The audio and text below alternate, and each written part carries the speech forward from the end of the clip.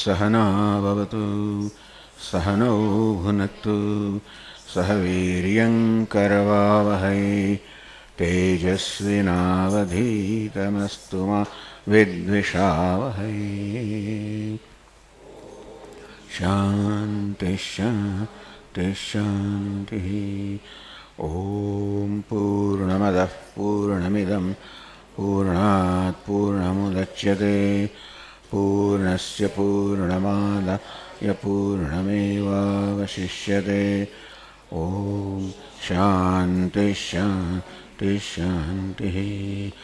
श्रुतिस्मृतिपुराणानाम् आलयं करुणालयं नमामि भगवत्पादं शङ्करं लोकशङ्करं शङ्करं शङ्कराचार्यं केशवं बादरायणं सूत्रभाष्यकृतौ वन्दे भगवन्तौ पुनः पुनः। ईश्वरो गुरुरात्मेति मूर्तिभेदविभागिने व्योमवद्व्याप्तदेहाय ॐ पार्थाय प्रतिबोधितां भगवता नारायणेन स्वयं व्यासेन ग्रथितां पुराणमुनिना मध्ये महाभारतम् अद्वैतामृतवर्षिणीं भगवतीम् अष्टादशाध्यायिनीम् अम्ब त्वामनुसन्दधामि भगवद्गीते भवद्वेषिणीम्। यं ब्रह्मा वरुणेन्द्ररुद्रमरुतः स्तुन्वन्ति दिव्यैस्तवैः वेदैः साङ्गपदक्रमोपनिषदैः गायन्ति यं सामगाः। ध्यानावस्थिततद्गतेन मनसा पश्यन्ति यं योगिनः यस्यान्तन्न विदुःसुरासुरगणाः देवाय तस्मै नमः।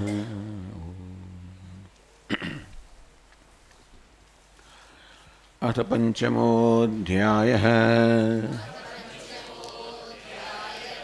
अर्जुन उवाच संन्यासं कर्मणां कृष्ण पुनर्योगं च शंससि यच्छ्रेय एतयोरेकम् तन्मे ब्रूहि सुनिश्चितम्।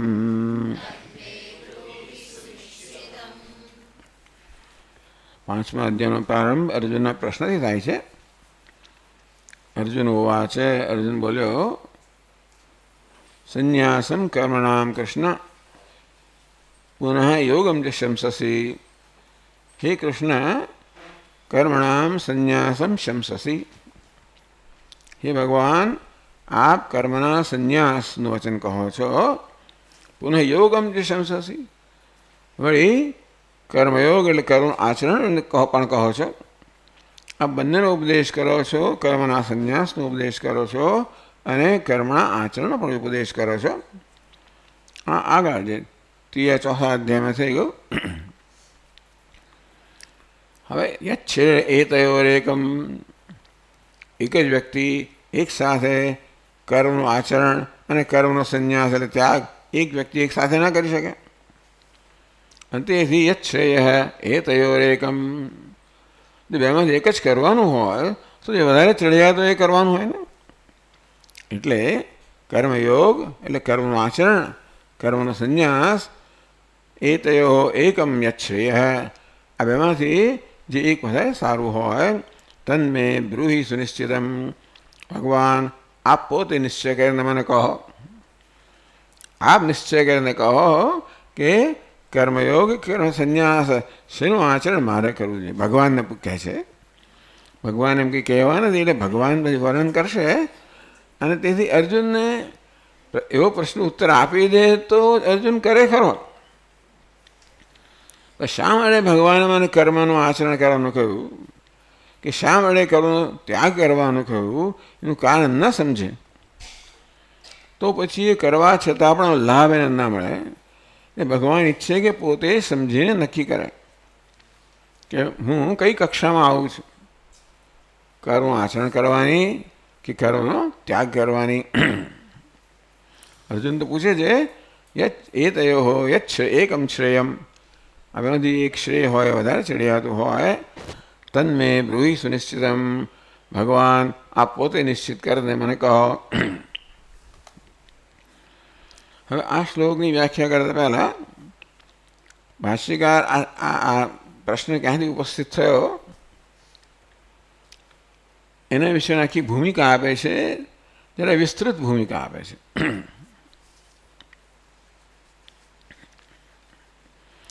પૂર્વોત્તર અધ્યાયો સંબંધ અભિદધાન. પૂર્વ અધ્યાય, ચોથો અધ્યાય, ઉત્તર 5મો અધ્યાય બે વચ્ચે જે સંબંધ છે, સંગતિ છે, એ કહેવા માંગનાર ભાષ્યકાર વૃત્તાનુવાદપૂર્વકમ અર્જુન પ્રશ્નસ્ય અભિપ્રાયમ પ્રદર્શયિતુમ પ્રક્રમતે, કે જે થઈ ગયું છે એનો અનુવાદપૂર્વકમ, જે પહેલાં કહેવાઈ ગયું છે એ ફરી કહીને સંક્ષેપમાં, અને પછી અર્જુનનો જે અભિપ્રાય છે આ પ્રશ્ન પૂછવાની પાછળ એ પ્રદર્શિત કરવા માટે પ્રક્રમતે પ્રારંભ કરે છે ભાષ્યકાર. એટલે ભાષ્યકારે અર્જુનના આ પ્રશ્ન છે એની વ્યાખ્યા કરતાં પહેલાં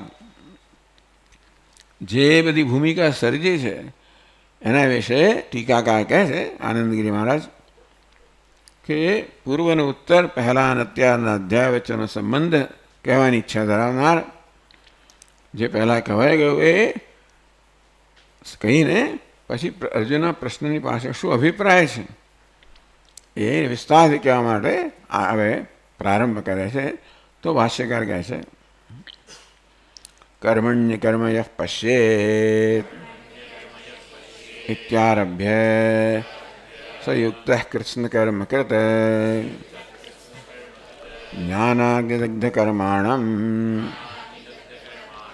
શારીરમ કેવલમ કર્મ શારીરમ કેવલમ કર્મ કુર્વન્ન યદૃચ્છાલાભ સંતુષ્ટઃ બ્રહ્માર્પણમ બ્રહ્મ હવિः કર્મજાન વિદ્ધિતાન સર્વાન સર્વં કર્માખિલં પાર્થ જ્ઞાનાગ્નિઃ સર્વકર્માણિ યોગસંન્યસ્તકર્માણં ઇત્યંતૈઃ વચનૈઃ સર્વકર્મસંન્યાસયો સર્વકર્મસંન્યાસ અવોચત. ભગવાન ચિત્વેરમ સંશયમ યોગમ આતિષ્ઠ ઇત્યનેન વશેન યોગમ ચ કર્મ અનુષ્ઠાન લક્ષણમ અનુતિષ્ઠ ઇતિ ઉક્તવાન.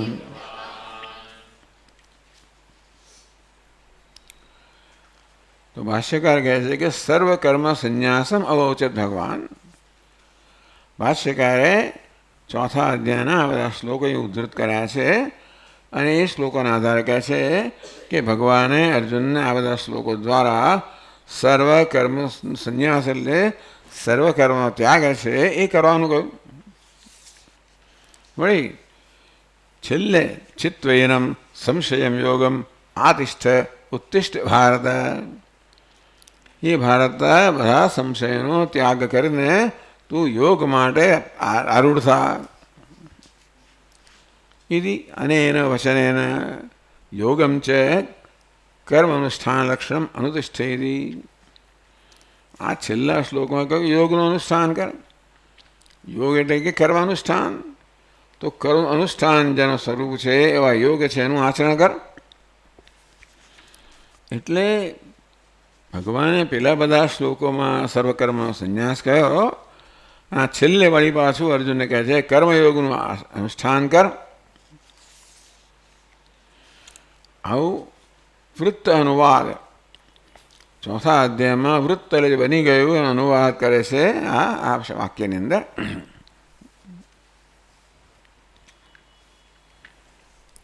તો 18મો શ્લોક કર્મણી અકર્મય પશ્યેત. તો જ્ઞાની પુરુષનું લક્ષણ કે એનું દર્શન જે છે, એનું જ્ઞાન છે, એનું વર્ણન કરે છે કે કર્મણી અકર્મય પશ્યેત, જે કર્મમાં અકર્મના દર્શન કરે છે, અકર્મમાં કર્મના દર્શન કરે છે. એથી આરભ્ય એ 18મા શ્લોકથી આરંભ કરે ને, સંયુક્ત કૃષ્ણ કર્મકૃત એ યોગી છે. એ તો એ શ્લોકમાં કહ્યું છે કર્મણ્ય કર્મય પશ્યેત અકર્મણ્ય ચ કર્મય સબુદ્ધિમાન મનુષ્યેષુ સંયુક્ત કૃષ્ણ કર્મકૃત. જે કર્મમાં કર્મના દર્શન કરે છે, અકર્મમાં કર્મના દર્શન કરે છે, સબુદ્ધિમાન મનુષ્યેષુ એ બધા મનુષ્યમાં બુદ્ધિમાન છે. સંયુક્ત એ યોગી છે કૃષ્ણ કર્મકૃત, એણે સર્વ કર્મ સંપન્ન કર્યા છે, બધા કર્મનું આચરણ કરી લીધેલું છે. ઓ ભગવાને કહ્યું 18મા શ્લોકમાં. 19 શ્લોક છે જ્ઞાનાગ્નિ દગ્ધ કર્માણમ તમાહુ પંડિતમ બુધા. જ્ઞાનાગ્નિ દગ્ધ કર્માણમ, જેના સર્વ કર્મ જ્ઞાન અગ્નિથી દગ્ધ થઈ ગયા છે, બળી ગયા છે. આપણે આગળ કહી ગયા છીએ કે કર્મ તો બળી ના જાય, પરંતુ પેલા બીજને જેમ શેકવામાં આવે તો બીજ પછી કોઈ અંકુર ઉત્પન્ન ના કરી શકે, તે રીતે કર્મને પણ જ્ઞાન અગ્નિ શેકવામાં આવે એટલે જ્ઞાન અગ્નિની હાજરીમાં આ કર્મ કોઈ પ્રકારનું ફળ ઉત્પન્ન કરી શકતા નથી, કારણ કે કરતા રહ્યો નથી. આપણને એ જ્ઞાની પુરુષ કર્મ કરતો જણાય, પણ પોતાની દ્રષ્ટિએ તો કર્મ કરતો નથી. એટલા માટે એ કર્મ એને માટે કોઈ ફળ ઉત્પન્ન થતું નથી. કર્મ કરે ફળ ઉત્પન્ન થતું ક્યાંક જતું હશે. કારણ કર્મ અને ફળનો હિસાબ તો થવો જોઈએ આ વિશ્વની અંદર, પણ એને ન લાગુ પડે, કારણ કે એનામાં કર્તૃત્વ નથી. જ્ઞાન દગ્ધ કર્માણમ એ જ્ઞાન વ્યજ્ઞથી જેના કર્મ બળી ગયા છે. શારીરમ કેવલમ કર્મ કુર્વન્નાપ્નોતિ કિલ્બિષમ. શારીરમ કર્મ, શારીરનો અર્થ કરવામાં આવ્યો કે ભાઈ શરીર વડે થતા કર્મ, કે શરીરને પોષણ કરવા માટે થતા કર્મ જે છે.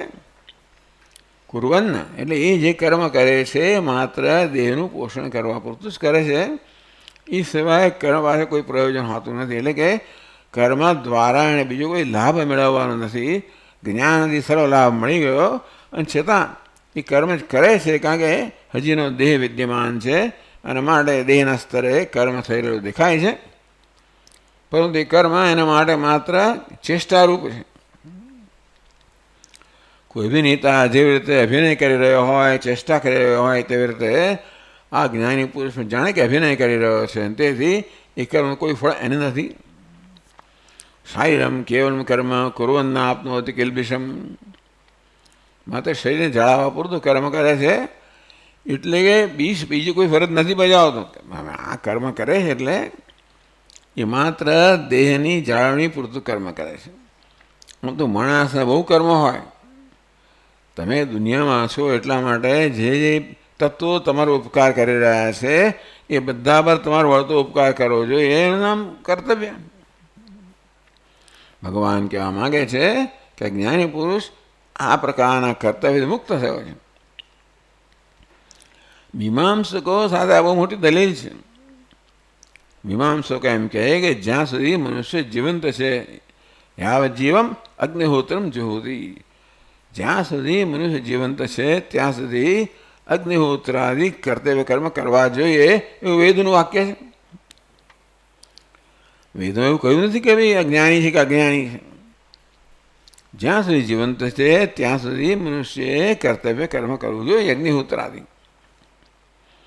એ ત્યાં ચર્ચા ચાલે છે.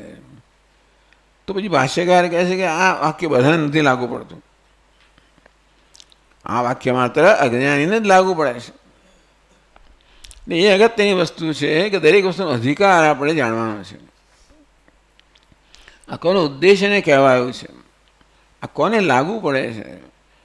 શાસ્ત્રમાં તો બહુ બધા વચન હોય, અહીં બધા વચનનું આપણે પાલન કરવા તો કોઈ એનો અંત નથી આવવાનો.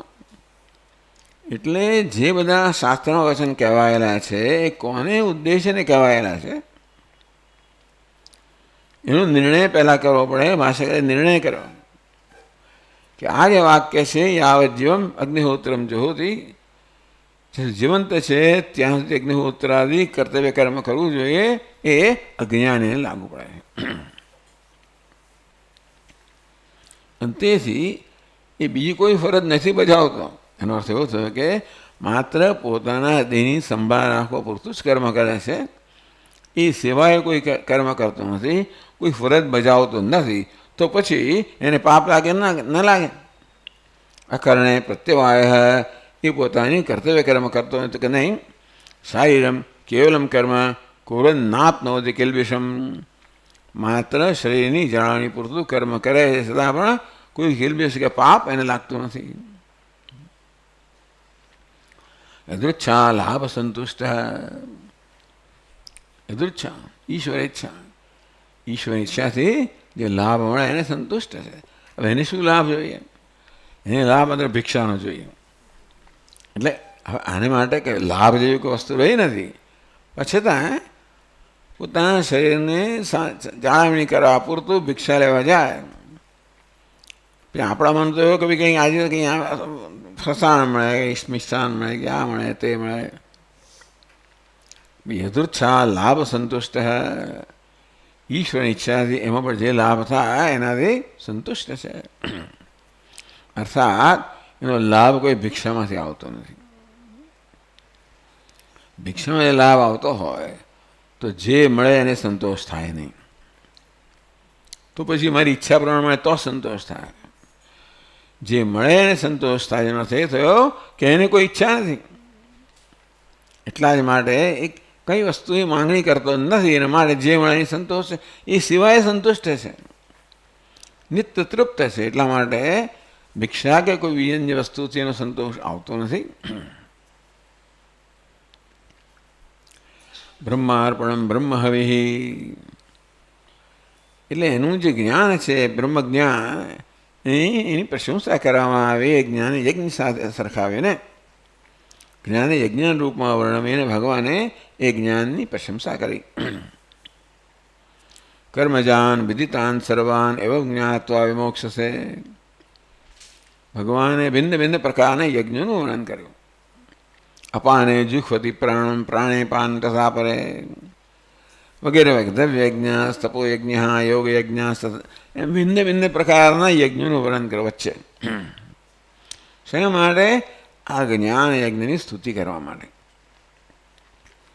જ્ઞાન યજ્ઞનું વર્ણન કર્યું. બ્રહ્માર્પણમ બ્રહ્મ હવે એ પ્રકારે જ્ઞાન યજ્ઞનું, જ્ઞાનનું યજ્ઞ રૂપમાં વર્ણન કર્યું. અને છેલ્લે પછી પણ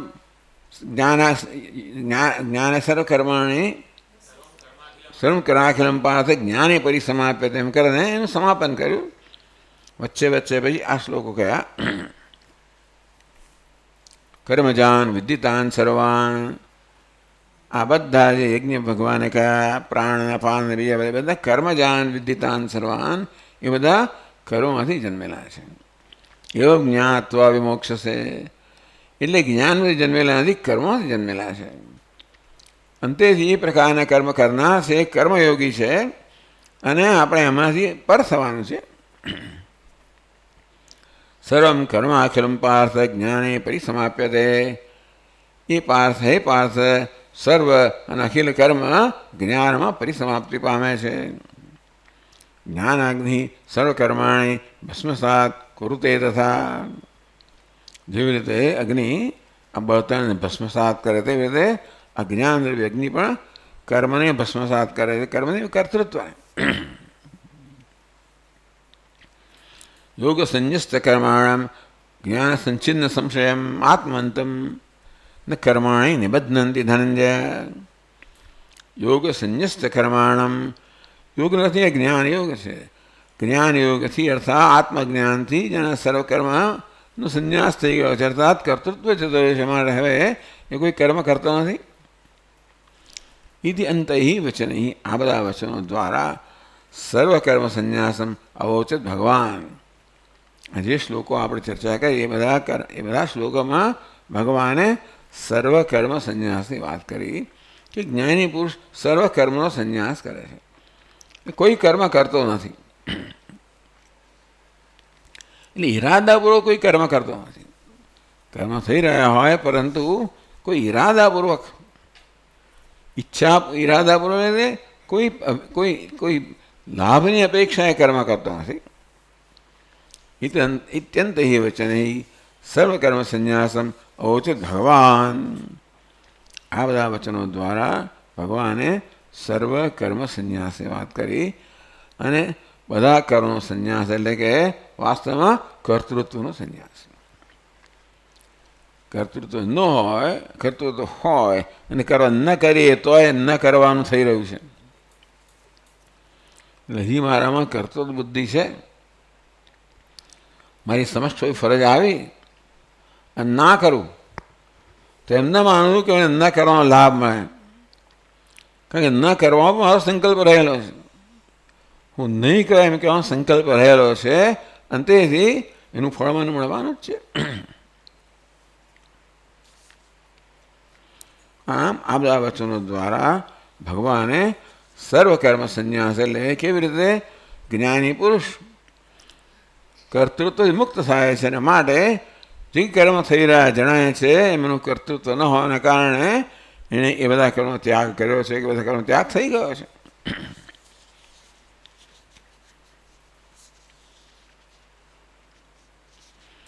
એવું બધું કહ્યા પછી છેલ્લે પાછા કહે ચિત્વેનમ સંશયમ યોગમ આતિષ્ઠોત્તિષ્ઠ ભારત.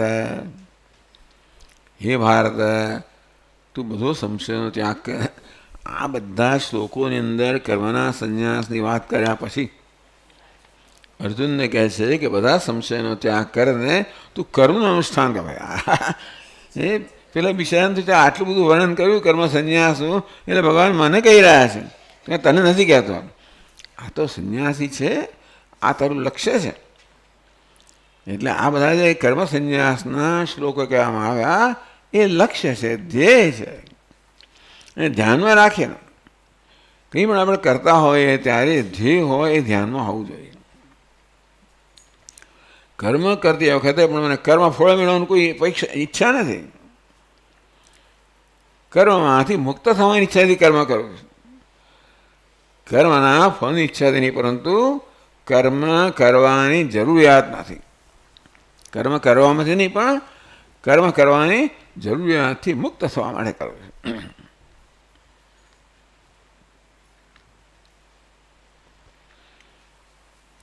આમ અર્જુનને આવું કે ચિત્વયનમ સંશયમ યોગમ આતિષ્ઠોત્તિષ્ઠ ભારત. હે ભારત, બધા સંશયનો ત્યાગ કરીને બધા સંશયને છેદીને તું યોગનું અનુષ્ઠાન કરવા ઊભો થા. બેસી ગયો છે ને, એને ધનુષ બાણ એના હાથમાં સરે પકી ગયા અને પોતે ફસરાઈ ગયો રથની વચ્ચે.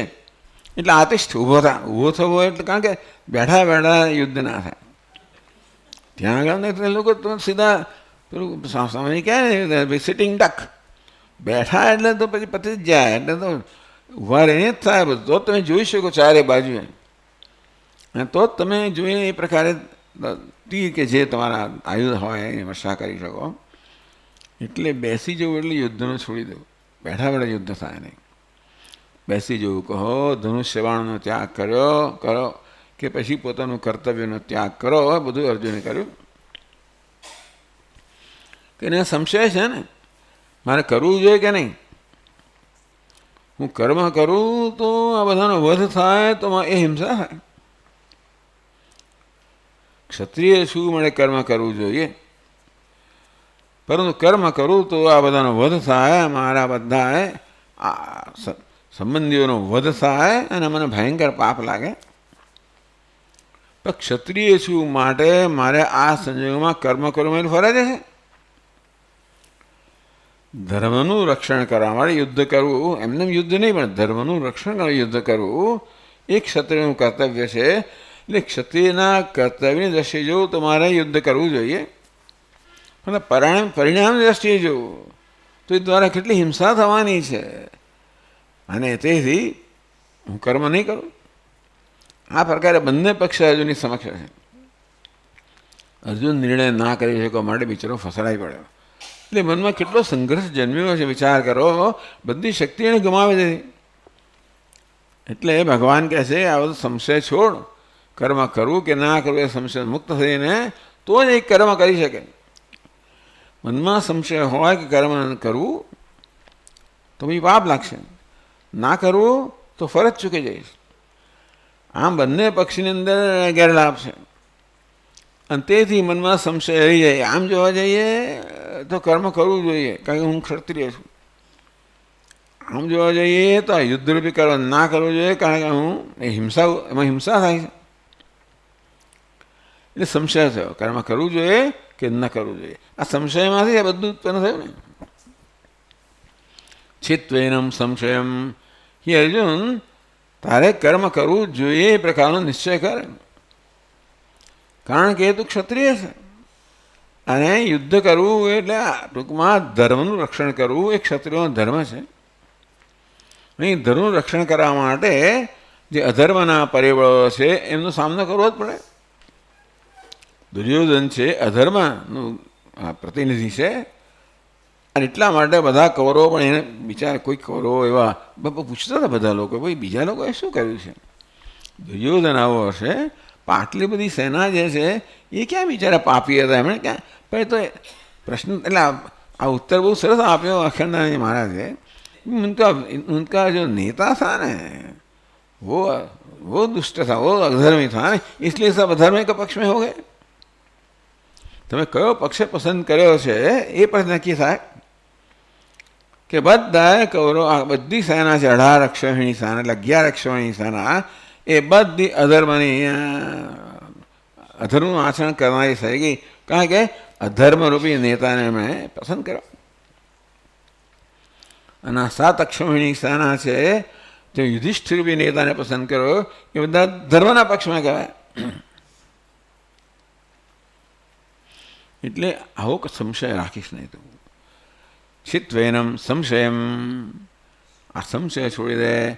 આ કર્મ કરવું એ પાપ કહેવાય તો કે નહીં, ક્ષત્રિયનો ધર્મ છે. અને આ કર્મને હિંસા કહેવાય તો કે ના, એ પણ ધર્મના અંતર્ગત છે. એટલે જે મનમાં સંશય છે કે આ કર્મ તો અયોગ્ય છે મારા માટે, એ સંશય છોડી દે અને યોગમાં તિષ્ઠ. તો યોગનો એટલે કર્મ અનુષ્ઠાન કર. ઇતિ અનેના વચનેન યોગમ છે કર્મનુષ્ઠાન લક્ષણમ અનુતિષ્ઠિત યુક્તવાન. આ છેલ્લા વાક્યથી ભગવાને અર્જુનને યોગનું અનુષ્ઠાન કરવાનું કહ્યું. યોગ શું વસ્તુ? કર્મ અનુષ્ઠાન. કારણ યોગ તો બે છે, જ્ઞાન યોગ પણ છે અને કર્મયોગ છે. તો યોગમ આતિષ્ઠ. તો અર્જુન યોગનું અનુષ્ઠાન કરે. કયો યોગ મહારાજ? એટલે કઈ કર્મ અનુષ્ઠાન લક્ષણમ યોગમ. કર્મ અનુષ્ઠાન જેનું લક્ષણ છે એવો યોગ એટલે કર્મયોગ છે.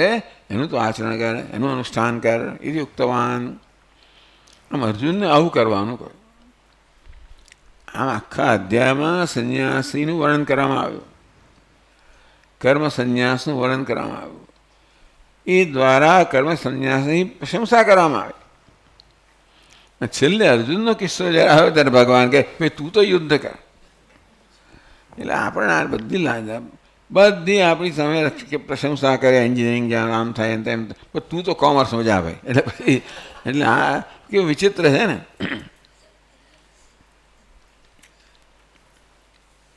એટલે આગળ કહે છે ભાષ્યકાર તયોહો ઉભયોશ્ચ કર્માનુષ્ઠાન કર્મ સંન્યાસયોહો સ્થિતિગતિવત પરસ્પર વિરોધાત એકેન સહકર્તુમ અશક્યત્વાત કાલભેદેન ચ અનુષ્ઠાન વિધાન અભાવાત. અર્થાત એતયોઃ અન્યતર કર્તવ્યતા પ્રાપ્તૌ સત્યામ यत् प्रशस्यतरम् एतयोः कर्म अनुष्ठान कर्म संन्यासयोः तत्कर्तव्यं न इतरत इति एवं मन्यमानः प्रशस्यतर बुभुत्सया अर्जुनः उवाच संन्यासं कर्मणां कृष्ण इत्यादिना।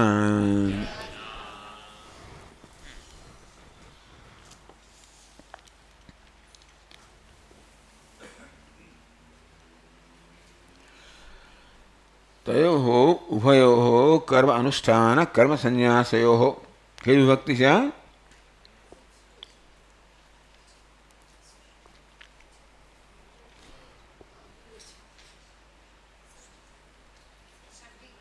षष्ठी विभक्ति સ્થિતિગતિવત પરસ્પર વિરોધાત ટૂંકમાં આ બે જે છે કર્મ સંન્યાસ અને કર્મ અનુષ્ઠાન એ પરસ્પર વિરોધ એના માટે દૃષ્ટાંત આપ્યું. કેવું દૃષ્ટાંત આપ્યું? સ્થિતિગતિવત. સ્થિતિ એટલે આપણે ઊભા હોઈએ ત્યારે આપણે ચાલી ન શકીએ, ગતિ ના હોય, ગતિમાં તો ઊભા ના હોઈએ. આ પરસ્પર વિરુદ્ધ એક હોય તો બીજું ના હોય તે પ્રકારે આ પરસ્પર વિરોધાત એટલે કે સંન્યાસ હોય તો કર્મયોગ ના હોય અને કર્મયોગ એટલે કર્મ અનુષ્ઠાન હોય તો સંન્યાસ ના હોય. એકેને સહ કર્તુમ અશક્યત્વાત તો બંને કરું. જો ભાઈ એકથી વિરુદ્ધ હોય તો બંને હું કરું તો કર્મયોગનું આચરણ પણ કરવું અને કર્મ સંન્યાસ તો બંનેનો લાભ મને મળે. પણ કહે છે કે એકેને સહ કર્તુમ અશક્યત્વાત એક જ વ્યક્તિ વડે આ બંને સાથે કરવા અશક્ય છે. કેમ? સ્થિતિગતિવત વિરોધાત. કર્મયોગ એટલે જાણે ગતિ છે, કર્મ સંન્યાસ એટલે સ્થિતિ છે. એ જેમ પરસ્પર વિરુદ્ધ છે એવી રીતે આ બે વિરુદ્ધ છે. કંઈ નહીં, ચાલો હમણાં કર્મયોગ પછી કર્મ સંન્યાસ એવું કહીએ તો કાલભેદેન ચ અનુષ્ઠાન વિધાન અભાવાત. ભગવાને એમ કહ્યું હોત કે અર્જુન અત્યારે તું કર્મયોગનું આચરણ કર અને પછી કર્મ સંન્યાસ લેજે. એ પ્રકારે કાલભેદેન વર્તમાનમાં કર્મ અનુષ્ઠાન અને ભવિષ્યમાં કર્મ સંન્યાસ એવું કહ્યું હોત તો બે વિરુદ્ધ નથી. બંનેનું સાથે અનુષ્ઠાન કરવાનું હોય તો જ કર્મયોગ અને કર્મ સંન્યાસ પરસ્પર વિરુદ્ધ છે. તો એક જ મનુષ્ય જુદા નહીં, એક જ વ્યક્તિએ બંનેનું સાથે અનુષ્ઠાન કરવાનું એવું જ આપણે એવી જાતની સૂચના આપીએ કે આદેશ આપીએ તો શક્ય નથી. બે જુદી વ્યક્તિએ કરવાનું હોય તો શક્ય છે, બે જુદા સમયે કરવાનું હોય તો શક્ય છે. પણ એક જ વ્યક્તિએ એક સાથે જ કરવાનું હોય તો શક્ય નથી. કાલભેદેન છે તયો અનુષ્ઠાન વિધાન અભાવાત. ભગવાન એમણે કે વિધાન એટલે એવું પણ આદેશ નથી આપ્યો. કાલયોગ ભેદેના એક કાળે એક સમયે તું એક કર, બીજા સમયે બીજું કર, એવી જાતનું એવું ભગવાને એ પ્રકારનો પણ આદેશ આપ્યો નથી. એનો અર્થાત એ તયો અન્યતર કર્તવ્યતા પ્રાપ્ત. એટલે કે અર્જુનને આ બેમાંથી એટલે શું કર્મયોગ અને કર્મ સંન્યાસ એ તયો આ બેમાંથી વચ્ચે અન્યતર આ બેમાંથી એક કર્તવ્યતા પ્રાપ્ત. આ બેમાંથી એકની કર્તવ્યતા એકનું આચરણ કરવું જે જોઈએ એ પ્રકારની જ્યારે પરિસ્થિતિ આવી કર્તવ્યતા પ્રાપ્ત સત્યમ ક્યાં તો કર્મયોગ કે કર્મ સંન્યાસ એકનું અનુષ્ઠાન કરવું એને એ નક્કી કરવાનું છે. એ સ્થિતિ જ્યારે ઊભી થઈ ત્યારે યત પ્રશસ્યતરમ એ તયો. તો અર્જુન પાસે અત્યારે બે વિકલ્પ આવ્યા, કર્મ અનુષ્ઠાન કરો કે કર્મ ત્યાગ કરો. તો કયું કરશો? એ કહે એ તયો યત પ્રશસ્યતરમ. કર્મયોગ અને કર્મ સંન્યાસ આ બેમાં જે પ્રશસ્યતરમ જે વધારે ચડિયાતું હોય, વધારે પ્રશંસનીય હોય. સો પ્રશસ્યતરમ વધારે પ્રશંસનીય હોય, વધારે ચડિયાતું હોય. એટલે કર્મ અનુષ્ઠાન કર્મ સંન્યાસયો એ તયો યત પ્રશસ્યતરમ. કર્મ સંન્યાસ એટલે કર્મ ત્યાગ અને કર્મ એટલે કર્મ અનુષ્ઠાન એ બેમાંથી જે વધારે ચડિયાતું હોય. કર્તવ્ય ન હિત. અર્જુન શું કરવા ઈચ્છે? આ બંને પાસે વિકલ્પ આવે કર્મનું આચરણ કરવું, કર્મનો ત્યાગ કરવો, તો હવે કયું નક્કી કરશે? હું ત્યાગ કરી દઈશ એવું, પણ એ કઈ રીતે નક્કી કરવાનું? યત પ્રશસ્યતરમ. અત્યારે અર્જુનને માટે કર્મનું આચરણ કરવું, યોગ અને કર્મ સંન્યાસ બેમાંથી, કારણ કે બંનેનું એક સાથે એક મનુષ્ય આચરણ ના કરી શકે. પણ અર્જુને બેમાંથી એકને જ પસંદ કરવું પડે. એવું હોય તો પછી કયું પસંદ કરે? આ બેમાંથી જે ચડિયાતું હોય એ જ પસંદ કરવાનો. યત પ્રશસ્યતરમ એ તયો, આ બે કર્મ અનુષ્ઠાન કર્મ સંન્યાસ યોહો, કર્મનુષ્ઠાન અને કર્મ સંન્યાસ વચ્ચે યત પ્રશસ્યતરમ, જે વધારે ચડિયાતું છે, તત્ કર્તવ્યમ, એ જ કરવા યોગ્ય છે. નહીં ઇતર, તો બીજું નહીં. જે ચડિયાતું હોય એ જ કરવા યોગ્ય છે, અન્ય નહીં. ઇતિ એવ મન્યમાન, આ પ્રકારની સમજ ધરાવનાર અર્જુન, વ્યવસ્થિત સમજ બરાબર જ છે. કારણ કે કર્મ સંન્યાસ અને કર્મનું આચરણ એક જ વ્યક્તિ એક સાથે ન કરી શકે. એક જ કરવાનું તો કયું કરવાનું? જે ચડિયાતો હોય તે કરવાનું. તો એટલે શું, મારે શું કરવું? કયું ચડિયાતું છે? એવું મન્યમાન પ્રશસ્યતર બુભુત્સયા, કર્મયોગ ચડિયાતો છે કે કર્મ સંન્યાસ ચડિયાતો છે? પ્રશસ્યતર, વધારે પ્રશંસનીય કયું છે? બુભુત્સા એટલે બૌદ્ધમ ઈચ્છા, જાણવાની ઈચ્છા. બુભુત્સયા, આ બેમાંથી કયું ચડિયાતું છે એવું જાણવાની ઈચ્છાવાળો અર્જુન. એને કહ્યું સંન્યાસમ કર્મણામ કૃષ્ણ ઇત્યાદિના. સંન્યાસમ કર્મણામ કૃષ્ણ પુનઃયોગ, એ વડે તો જો ભાષ્યકાર, આ બહુ મહત્વની વસ્તુ છે કે અર્જુને પ્રશ્ન કર્યો ત્યારે એના મનમાં શું હતું. એટલે આ દરેકમાં તાત્પર્ય નિર્ણય મહત્વની વસ્તુ છે. આપણે કહ્યું ને કે આપણી પાસે તો માત્ર આ શબ્દો જ છે. એ શબ્દનું ઉચ્ચારણ કરનાર અહીંયા ભગવદ્ ગીતા છે કે ભગવાન છે. તો આપણે શબ્દો સાંભળીએ છીએ, પણ મીમાંસકો એમ કહે કે શબ્દોને વ્યાકરણથી નક્કી ના થાય. છે નક્કી થાય જે પ્રયોજન છે, પ્રયોજનથી નક્કી થાય. શબ્દનો અર્થ નક્કી ના થાય માત્ર વ્યાકરણથી, પરંતુ એની પાછળ જે વિવક્ષા છે, અથવા હા જે કહેવાની ઈચ્છા છે, ટૂંકમાં અભિપ્રાય. એટલે જે અભિપ્રાય છે બોલનારનો, વક્તુ અભિપ્રાય, આ શબ્દો ઉચ્ચારણ કરનારના મનમાં કયો અભિપ્રાય છે, કયા અર્થને ધ્યાનમાં રાખીને આ શબ્દનું ઉચ્ચારણ થયેલું છે, એ આપણે નક્કી કરવું પડે. આપણી સમક્ષ તો માત્ર વક્તા જ છે, અને આ વક્તાના શબ્દો છે. એ શબ્દનો શું અર્થ કરવો? માત્ર વ્યાકરણ એ મોટે ભાગે પૂરતું હોય, બધા હંમેશા પૂરતું નથી. માટે વ્યાકરણ તો ખરું, પણ સાથે સાથે આ વક્તાનો શું અભિપ્રાય છે, કયા અર્થને ધ્યાનમાં રાખીને વિવક્ષા, કયા અર્થને ધ્યાનમાં રાખીને આ શબ્દ ઉચ્ચારણ, એ આપણે તેને જાણવું પડે. એને માટે બધી ચર્ચા છે. નહીં તો સીધું જ ભાષ્યકારે આપી દીધો હોત ને આ શ્લોકનો અર્થ. પહેલાં અર્જુન જે પ્રશ્ન કરે છે એ પ્રશ્નની પાછળ એનું શું અભિપ્રાય છે, અભિપ્રાયની ચર્ચા થઈ રહી છે કે અર્જુન કેમ આમ બોલ્યો. તો આ બેમાંથી કર્મયોગ કર્મ અનુષ્ઠાન બંને વિકલ્પ એની સમક્ષ છે. અંતેથી જે ચડિયાતું હોય એ હું કરવા ઈચ્છું, એ પ્રકારની ઈચ્છા ધરાવનાર અર્જુને ભગવાનને આ પ્રકારે પ્રશ્ન કર્યો, બોલ્યો સંન્યાસમ કર્મણામ કૃષ્ણ પુનઃયોગમ જે શંસસે. ભગવાન આ બંને કહો છો, કર્મનો સંન્યાસ પણ કહો છો, કર્મ અનુષ્ઠાન પણ કહો છો. જે શ્રેય તયો, એમાંથી જે શ્રેય હોય, ચડિયા પ્રશસ્યતર હોય, ચડિયાતો હોય, એ નક્કી કરીને મને કહો.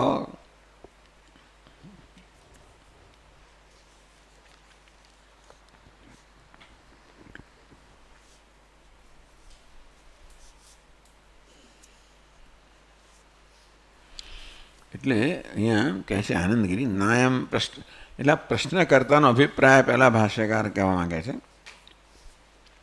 કે પ્રશ્નકર્તા અર્જુનનો આ પ્રકારનો અભિપ્રાય છે કે કર્મ અનુષ્ઠાન અને કર્મ ત્યાગ બંને મારી સમક્ષ અત્યારે વિકલ્પ છે, અને તો પછી એ બેમાં જે ચડિયાતું હોય એનું મારે આચરણ કરવું જોઈએ. તો ભગવાન આપ નક્કી કરીને કહો કે શું ચડિયાતું છે? તો કે ના ના નાયમ, તો કે ના, પ્રશ્ન કરતાનો આવો અભિપ્રાય નથી. ભાષ્યકારે આ પ્રકારે કહ્યું કે પ્રશ્ન કરનાર અર્જુનનો આવો અભિપ્રાય છે યત પ્રશસ્યતરમ, જે ચડિયાતું છે એ કર્મ અનુષ્ઠાન ને કર્મ ત્યાગ એ મારે કરવું, એટલે બંને એની સમક્ષ છે એમ માને છે. અર્જુન માને છે અત્યારે પાસે વિકલ્પ છે કે અનુષ્ઠાન પણ કરવું કે ત્યાગ પણ કરવો. એવું સમજ્યો છે અત્યાર સુધી ભગવાનના ઉપદેશમાંથી અર્જુન સમજ્યો કે મારી પાસે બે વિકલ્પ છે, કર્મનું અનુષ્ઠાન કરવું કે કર્મનો ત્યાગ કરો, સંન્યાસ. તો હવે હજી આગળ કહે છે કે મારે કયું કરવું, ભગવાન આપ નિશ્ચય કરીને કહો. એટલે અહીંયા આગળ ટીકાકાર કહે છે કે ના ભાઈ નાયમ પ્રશ્ન અભિપ્રાય, તમે જે હમણાં નિર્ણય કર્યો કે આવો અર્જુન અભિપ્રાય છે કે એની સમક્ષ આ બંને વિકલ્પ છે, કર્મયોગ અને કર્મ સંન્યાસ, અને બે જે ચડિયાતું એ કરવા માગે છે એવું આપણે અર્જુનનો અભિપ્રાય નથી, એ બરાબર નથી. આપણે જે નક્કી કર્યું આવો અભિપ્રાય અર્જુનનો છે એવું બરાબર એ નથી. બરાબર કર્મ સંન્યાસ કર્મયોગો યોગયો ભિન્ન પુરુષ અનુષ્ઠેયસ્ય ઉક્તત્વાદ, કારણ કે એવું કહ્યું છે કે કર્મયોગનું અનુષ્ઠાન એક વ્યક્તિ કરે, કર્મનો ત્યાગ બીજી વ્યક્તિ, એટલે બંને અધિકારી જુદા છે. ભાષ્યકાર કે ભગવાન આપે જ કહ્યું કે કર્મનો અધિકારી જુદો છે અને સંન્યાસનો અધિકારી જુદો છે. એટલે એક અધિકારના બે વસ્તુ ના હોય ને. આપણે ભાઈ SSC પાસ થયા એટલે હું શાનો અધિકારી છું? ચાલો કોલેજમાં જવાનો અધિકારી છું. પછી એટલે હું બેચલર્સ ડિગ્રી મેળવવાનો અધિકારી, હું માસ્ટર્સમાં ના જ જઈ શકું ને. ટૂંકમાં જે પ્રકારનો અધિકાર અમારો હોય એ પ્રકારે મારે કરવું જોઈએ. તો હવે અર્જુન એમ માને છે કે એક હું કરી શકું છું, તો કે ના, અર્જુનનો એવો અભિપ્રાય નથી.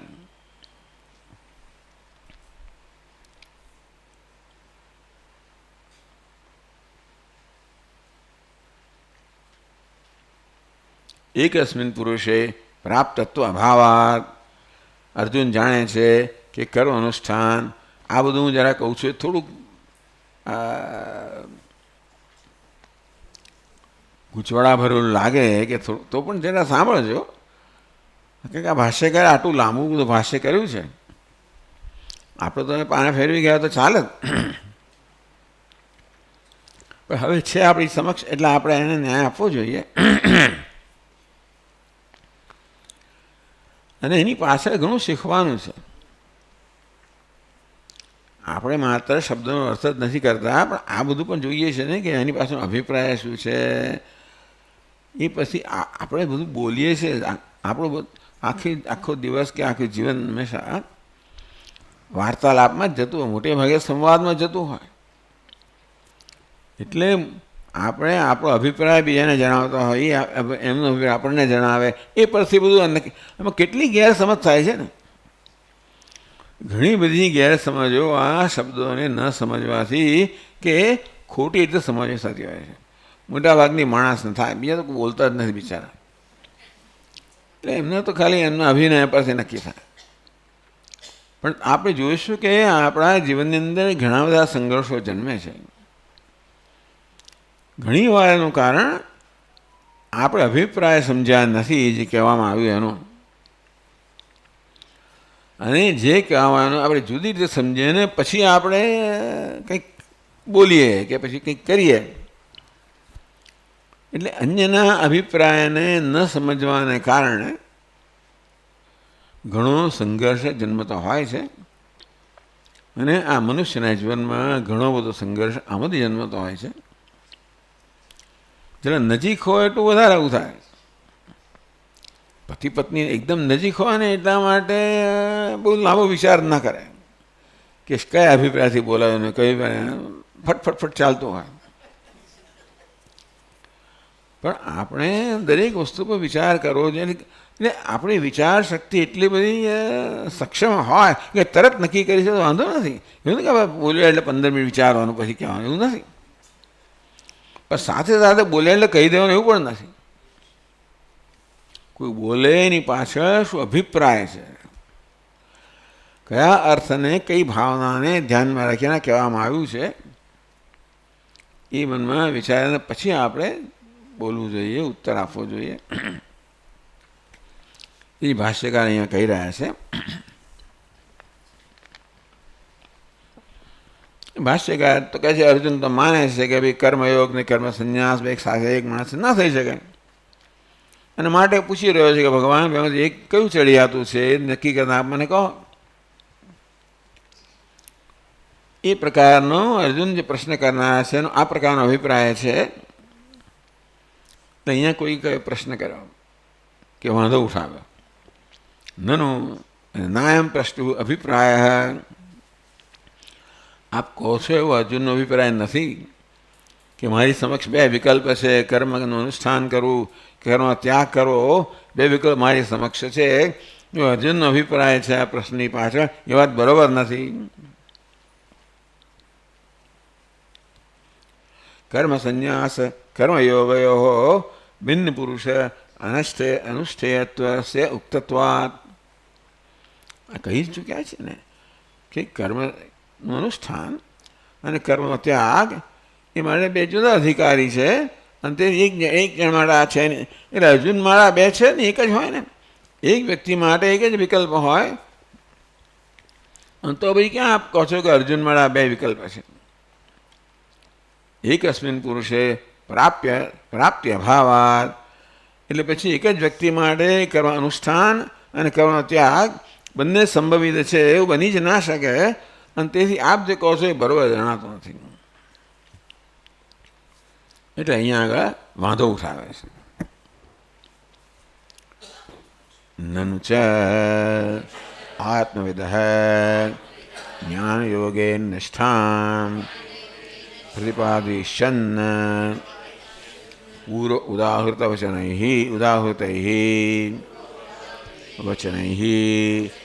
ભગવાન સર્વકર્મ સંન્યાસમ અવોચત ન તો અનાત્મજ્ઞસ્ય. એ ખરેખર અર્જુન માટે હવે વિકલ્પ છે? આપ કહો છો કે અર્જુન માટે બે વિકલ્પ છે, અમે કે નથી. કેમ? તો કહે છે કે આત્મવિદ જ્ઞાન યોગેન સાંખ્યાનામ કર્મયોગેન યોગીનામ. ભગવાન આ પ્રકારે બે પ્રકારના અધિકારીઓ માટે, સાંખ્ય અને યોગી માટે નક્કી કર્યું, કહીને કહ્યું આત્મવિદ જ્ઞાન યોગેન નિષ્ઠા. જ્ઞાન સાંખ્ય એટલે આત્મજ્ઞાની, જ્ઞાન યોગીને સાંખ્યાનામ. એટલે ભગવાને કહ્યું છે કે જે આત્મવિદ છે, જે જ્ઞાની છે, એના માટે જ્ઞાન યોગ નિષ્ઠા એવું પ્રતિપાદિત કરી લીધું છે. તેથી પૂર્વ ઉદાહૃત વચન ભગવાન સર્વકર્મ સંન્યાસમ અવોચત ન તું અનાત્મજ્ઞસ્ય. પ્રશ્ન કરનાર કહે છે કે આત્મજ્ઞાની છે એને માટે જ ભગવાને સર્વકર્મ સંન્યાસ કહ્યો છે, અજ્ઞાની માટે નહીં. એટલે ભગવાને શું કહ્યું છે એ માટે હવે આ બી પ્રશ્ન થયો. આપ કહો છો કે અર્જુનને બે વિકલ્પ છે, કર્મ કરવું, કર્મ ત્યાગ કરવો. અર્જુન તો જ્ઞાની છે. ભગવાને એવું કહ્યું છે કે આત્મજ્ઞાની વડે કર્મનો સંન્યાસ છે અને અજ્ઞાની વડે કર્મ આચરણ છે. એટલે એવો વિકલ્પ ક્યાં છે? સમજ પડે? આપણે અર્જુન માને છે કે મને વિકલ્પ છે, મને ચોઈસ છે. વિકલ્પ ચોઈસ કે મારે કર્મ કરવું કે કર્મનો ત્યાગ કરવો. એ પ્રકારનો વિકલ્પ અર્જુનમાં જન્મ્યો ક્યાંથી? ભગવાને કહ્યું છે જ્ઞાન યોગે એને સાંખ્યાનામ, જે આત્મજ્ઞાનીઓ છે એમને માટે જ સંન્યાસ છે, અને બાકી બીજા માટે કર્મયોગ છે જ્ઞાની માટે. તો અર્જુનના મનમાં આવો પ્રશ્ન જન્મે જ કેમ? એ જાણે છે કે હું અજ્ઞાની છું, મને કર્મ આચરણ કરવું જોઈએ. એ ભગવાન સર્વકર્મ સંન્યાસ અવોચત ન તો અનાત્મજ્ઞસ્ય, ભગવાને આત્મજ્ઞાની માટે સર્વકર્મ સંન્યાસ કહ્યો છે, અજ્ઞાની માટે નહીં. બહુ અગત્યની વસ્તુ છે. અજ્ઞાનીએ શું કરવાનું છે? કર્મનું આચરણ કે કર્મનો સંન્યાસ જો બંને એને માટે સંભવિત હોય તો પછી મારી યોગ્યતા શેમાં છે? એટલે પહેલાં નક્કી કરવા માગે છે કે કર્મનો ત્યાગ અને કર્મ અનુષ્ઠાન બંને અજ્ઞાની માટે સંભવિત છે. એટલે પ્રશ્ન કરવામાં આવ્યો કે ભગવાન આગળ કહ્યું કે આત્મજ્ઞાની માટે કર્મનો ત્યાગ છે, અજ્ઞાની માટે કર્મનું આચરણ છે, તો પ્રશ્ન કેમ જન્મે છે? એટલે ભાષ્ય કહે છે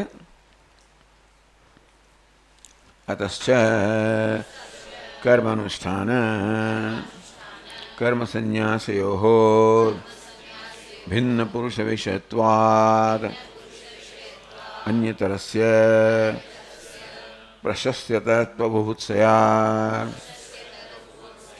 પ્રશ્નઃ અનુપન્નઃ.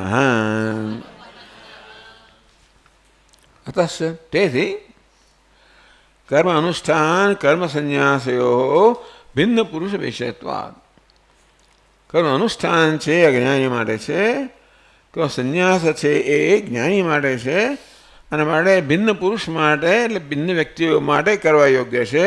એવું આગળ નક્કી થઈ ગયું. જ્ઞાન યોગેને સાંખ્યાનામ, કર્મયોગેને યોગીનામ નક્કી થઈ ગયેલું છે. તો પછી ફરી આવો અન્ય તરસ્ય પ્રશસ્યતત્વ બુભુત્સયા. અને તો પછી અર્જુન એમ કેમ માની શકે કે બંને મારા માટે સંભવિત છે? અર્જુન કહે છે કે આ બંને મારા માટે સંભવિત છે, કર્મ અનુષ્ઠાન અને કર્મ ત્યાગ, કર્મ સંન્યાસ. અને તેથી બેમાંથી ચડિયાતો હોય તે મારે કરવું જોઈએ. પણ એ પ્રશ્ન કરે છે કે આગળ ભગવાને કહી દીધું કે ભાઈ જ્ઞાની માટે કર્મ સંન્યાસ છે અને અજ્ઞાની માટે કર્મ આચરણ છે, તો પ્રશ્ન કેમ થયો છે અર્જુનને? જ્ઞાન યોગે ને સાંખ્યાનામ, કર્મયોગે યોગીનામ. સંન્યાસીઓ માટે જ્ઞાન યોગ છે અને યોગ્ય માટે કર્મયોગ છે. અને તેથી બેમાં બંને જો આપણી પાસે બંને વિકલ્પો હોય તો જે ચડિયાતો એ પસંદ કરવાનું હોય.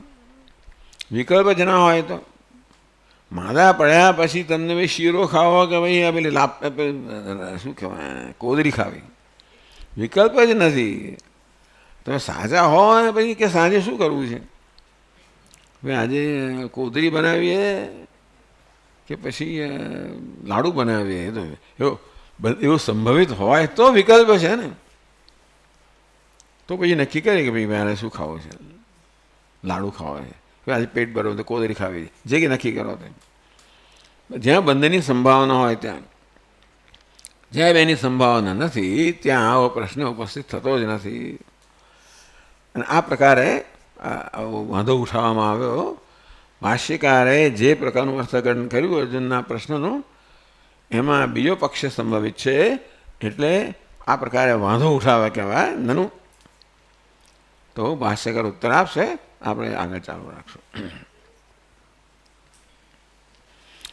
ઓમ પૂર્ણમદઃ પૂર્ણમિદં પૂર્ણાત પૂર્ણમુદચ્યતે પૂર્ણસ્ય પૂર્ણમાદાય પૂર્ણમેવાવશિષ્યતે.